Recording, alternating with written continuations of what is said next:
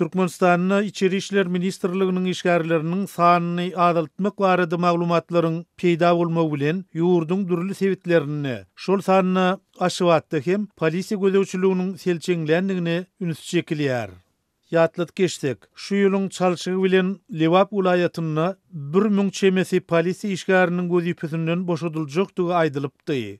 Azatlyk radiosynyň bir-birinden aýry çeşmeleriniň iş ornlarynyň kemeldilmeginiň ministrligiň beýleki bölümleri bilen bir hatarda esasan jinaýat agtaryş bölümini amala aşyryljakdygyny, hatda bu bölümüň doly ýapylmak ähtimallygynyň bardygyny aýdypdy. Munun bilen birlikde Azatlyk radiosynyň çeşmeleri bilen sökötdeş bolan polisiýa işgärleri geçen ýylyň aýagyna polisiýanyň ýol hereketine gözegçilik gullugynyň düzüminde hem ştat kemeltmeleriniň boljakdygy barada duýduruşlaryň berilendigini gurrun berdiler. Şonu köçe ýol hereketine gözegçilik etmekde inni döwrewap video kameralaryň hyzmatyndan has kän peýdalanmagy geçiljekdigi aýdylypdy. Gal berse de Azatlyk radiosyny polisiýa işgärleriniň köpçülikliği ýagdaýda gözüpelerinden boşadylmagy barada maglumatlary häzirlikçe ýurduň içeri işler ministrligine ne tasdiklatmak ne de inkar etmek başartdy. Emma geçen hepdeden bäri Aşgabatyň badarlarynyň töweregini we çatyryklarda polisiýa işgärleriniň sany göz görteli azally. Ozol her çatyrykda käte köçeleriň iki tarapynda da 2-3 polisiýa işgäri duran bolsa, häzirdiňe her 2-2,5 kilometrden bir gözegçi dur.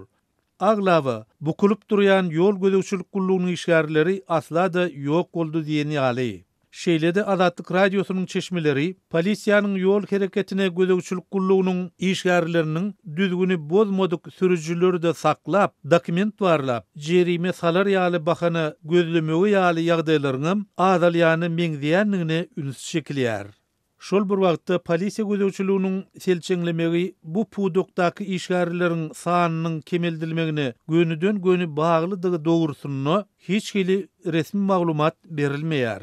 Sözümüzün ahirine bellesek, häzir Türkmenistanyň agyr ykdysady krizisi we pul ýetmezçiligini başdan geçirýändigi aýdylýan döwürde ýurduň diňe bir kanun goraýjy däl eýse tas ähli edara kärhanalaryny iş ornlaryny kemeltmek barada planlaryň bardygy dogrusyny maglumatlar goşýar. Bu ýagdaýlaryň fonunda Türkmen hökümeti gymmatbaha gurulşyk obyektlerini şol sanyna ençeme 100 milyon dollarlyk mehmanhanalary gurmak baradaky planlaryny uly buýsonç bilen ilata eşgär edýär.